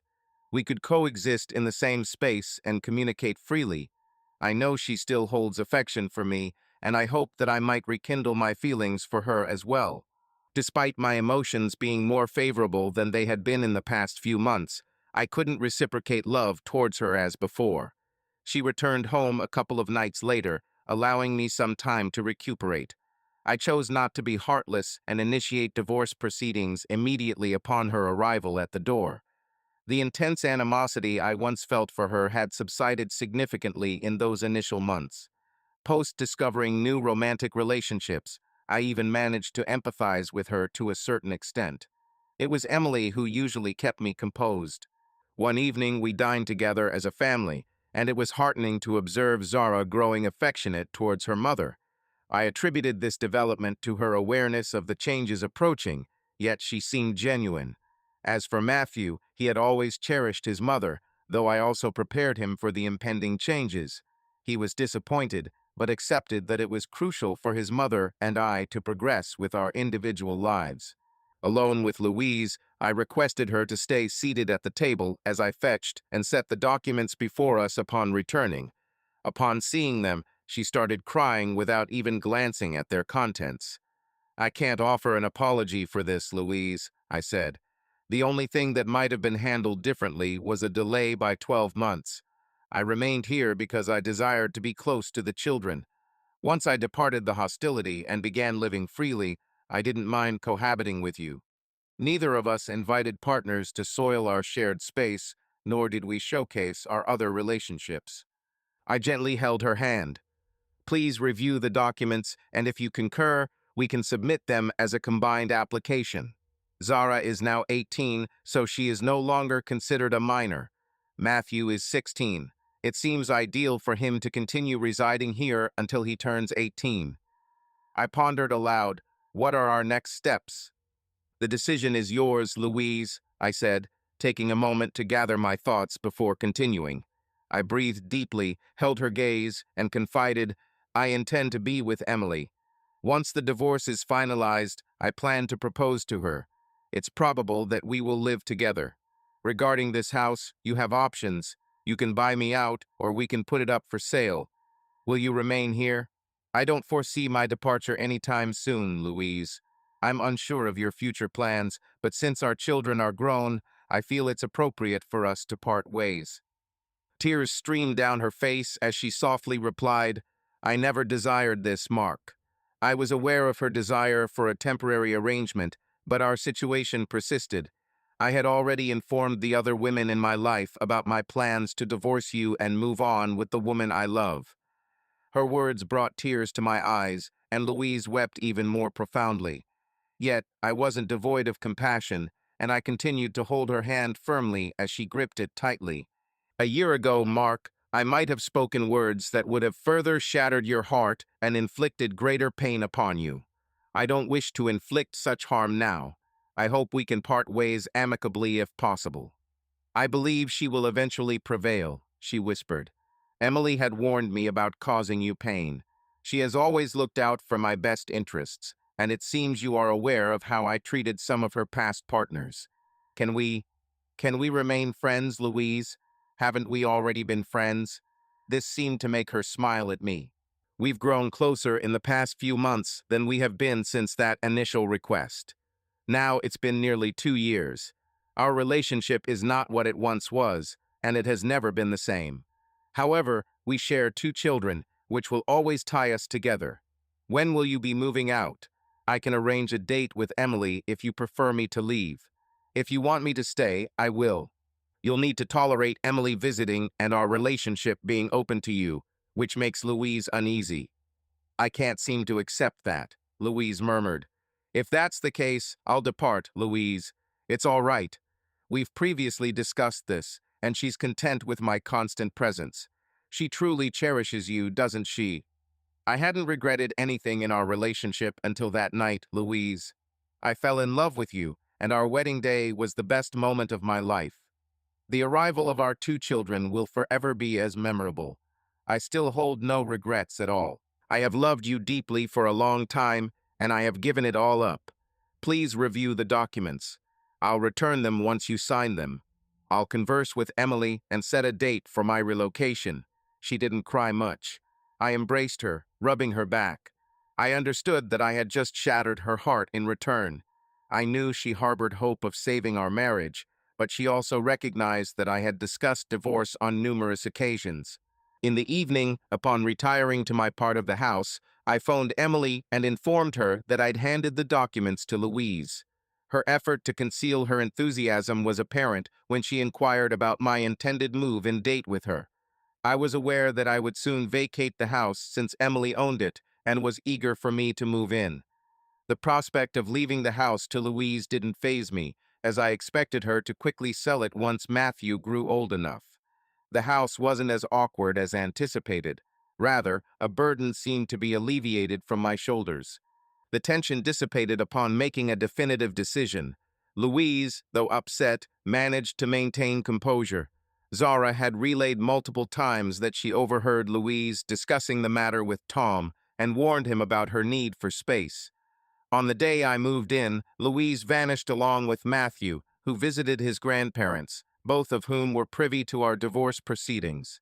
After completing the necessary paperwork and passing through the court, we were waiting for the verdict to legally end our marriage. Emily appeared as I was collecting items to bring to her house, which in reality wasn't a significant amount. Upon her arrival, I greeted her with a kiss.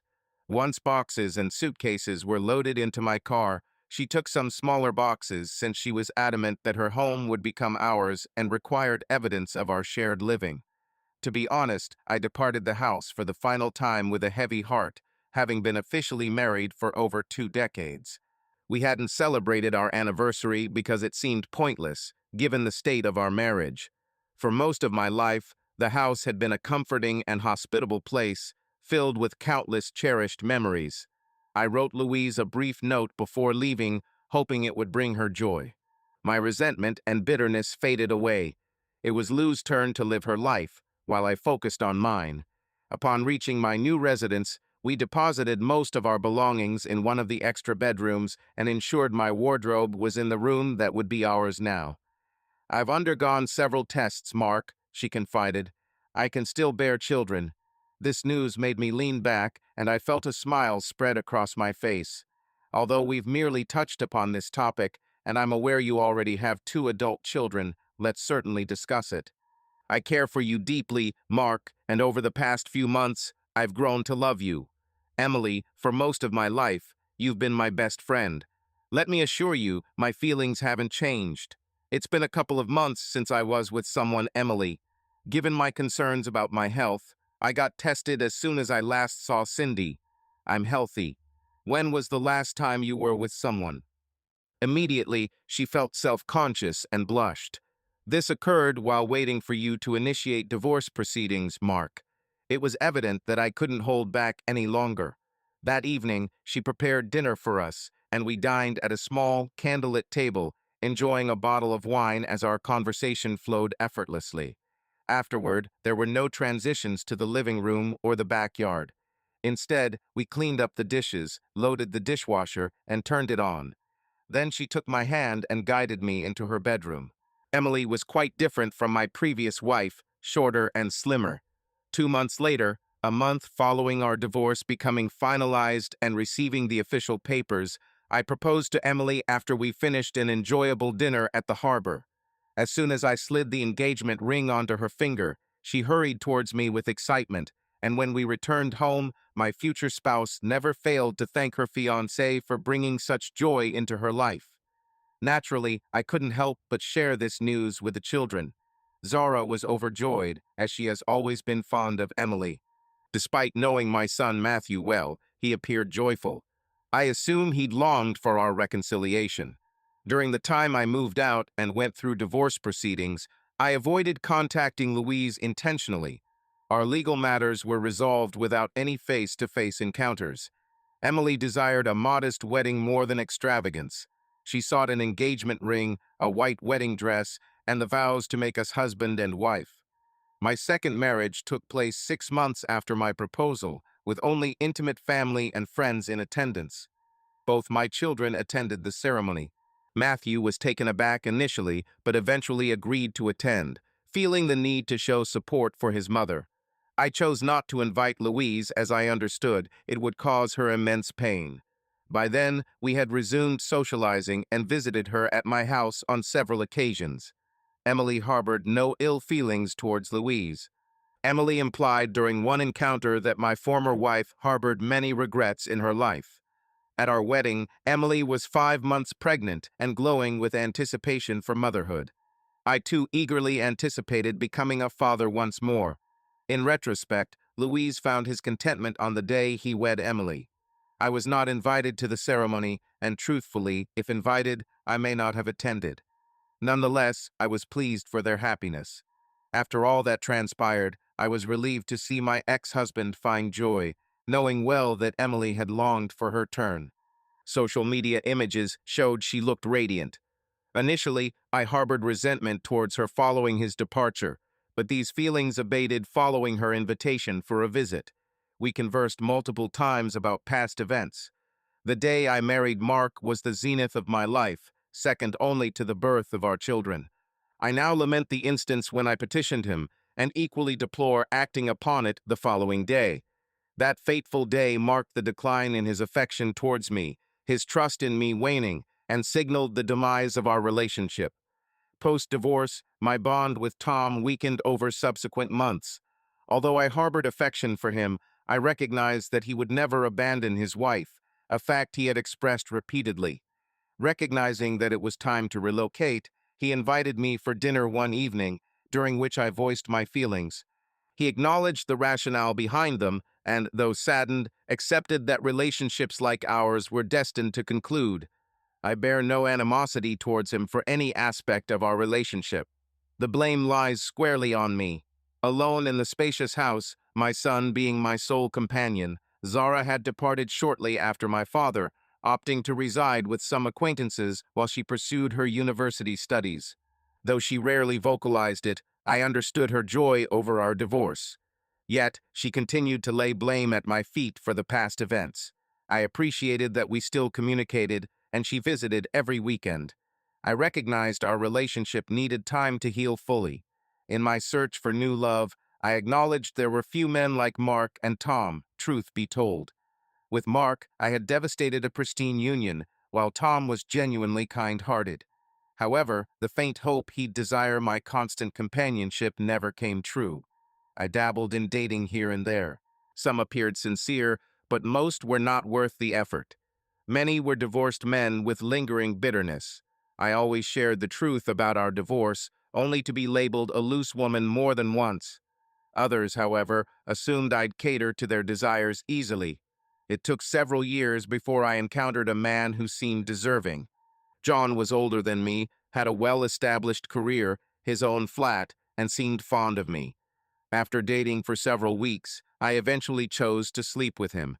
He was competent as a lover, considerate enough to ensure my satisfaction. However, he lacked the emotions I felt with Tom or the sparks I experienced with Mark. I then resolved to move on with my life, realizing that my soulmate was no more. The quest for a man suitable to grow old with followed, but even that turned out to be an illusion. It was on Christmas Day when I discovered the truth. Upon reaching his apartment, there were no signs of him despite our weeks-long discussions about our plans. Searching his home, I eventually found paperwork and itemized bill listing a different address. Without knowing why, I took it and drove to that location. The house was in the suburbs. Drawing over to the roadside, I spotted his car in the driveway accompanied by an unrecognized vehicle. Upon exiting my own car and making my way to the front door, a sense of unease filled me. After ringing the bell, I waited briefly before the door creaked open, revealing an unfamiliar woman. "Hello, may I assist you?" she asked. "Indeed, I'm in search of John. And who might you be?" "Seven," she replied. "I won't disclose my identity, but I suspect you're his spouse." "Yes." A flash of fury flickered across her face. "You didn't realize he was wed? Let me assure you, our relationship was open and played a significant role in his downfall, as evidenced by the scars I bear. John never mentioned being married to me.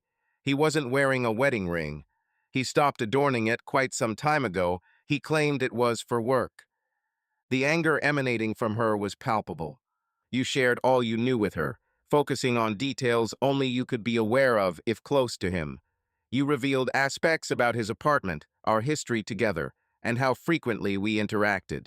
She seemed to ponder it all before sighing. "I can't thank you enough for this, whoever you are," she said.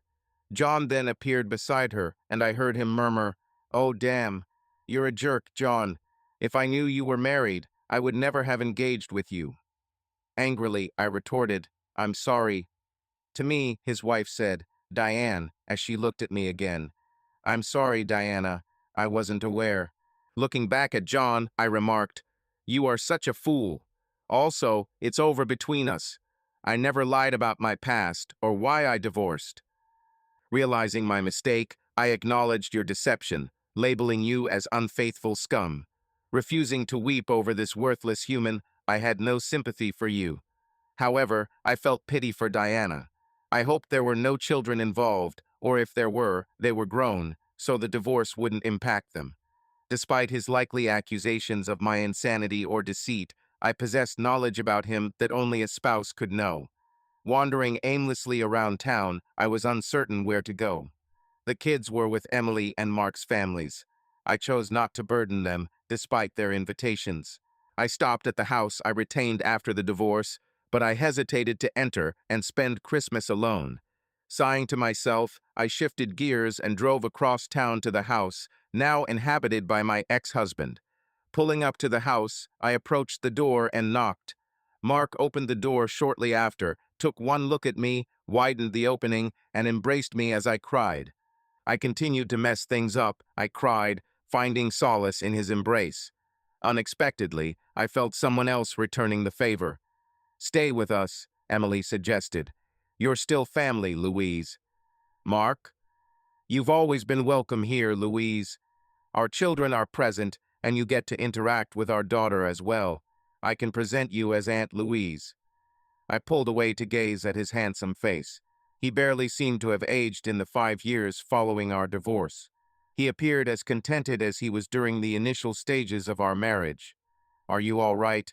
They each took one of my hands. "We are," Mark affirmed. "It's Christmas, a season for family, gratitude, and forgiveness. I've already granted you forgiveness, Louise. Perhaps it's time for you to show the same to yourself." My daughter smiled and hugged me as I cradled my grandson, who Zara had recently given birth to. As always, Mark's parents were amiable towards me. Met Emily's parents, who showed kindness and warmth. Matthew gave me a lengthy embrace. My son has grown into a robust, mature adult. The days spent among such affectionate relatives allowed me to find joy again. Zara, her spouse, and child departed in the late afternoon, followed by Matthew, bound for his girlfriend. Both parents left early, leaving only Mark, Emily, and their 3-year-old child.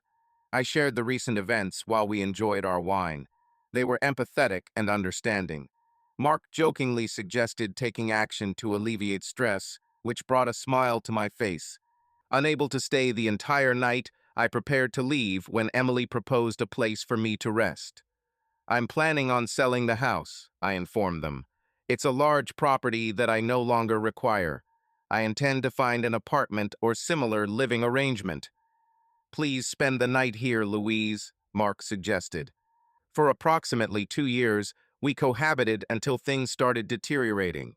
"Now that we're friends, there's no need for you to leave at our expense, right? Are you certain?"